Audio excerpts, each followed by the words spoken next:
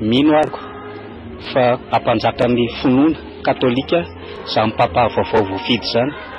Ary ny eto Madagasikara moa amin'izao fotoana izao dia ao anatin'ny taonan'ny finoana ka ampanjaka bebe kokoa izany finoana izany.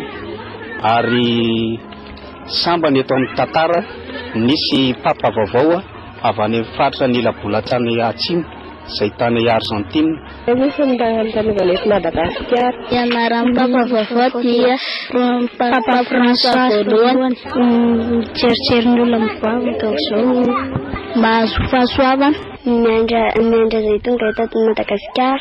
Tsara ny atongavana ety mba hivavaka ho an'ny tindrositsika ty mba ampiovan'ny sain'ny mpanao politika mba hitian'ny malagasy rehetra fa tsy hiteny. Dia satria ny papa no filohan'ny fiangonana katolika dia mba hipetraka amin'izay hoe tena filoha izay tokoa izy.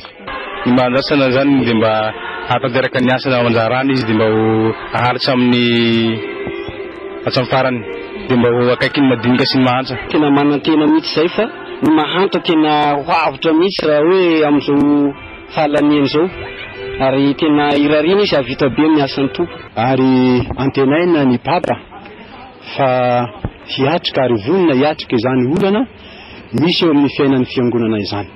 Ny andrasantsika amin'izao papa vaovao izao izany dia hoe engany hoe mba hisy fahombiazana izany finoana katolika manerana an'izao tontolo izao dia hiombam-bavaka dia hiray fo hiray saina indrindra moa amin'ny taonan'ny finoana izao izany dia mba hisy mpisalasalana izany fa handray izay fahasoavana omena ny tsirairay dia hanana fahasalamana hatrany ny papa.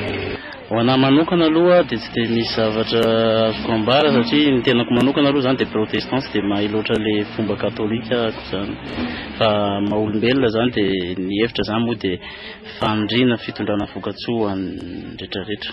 Izy aloha nama manitra dia anampy manitra zany izy mety anampy ny olona mpivavaka rehetra ny kristianina. Ny andrasana mba hiovan'ny tamantra mba hivoatra amin'izay fa tsy hijanona ho antsa foana.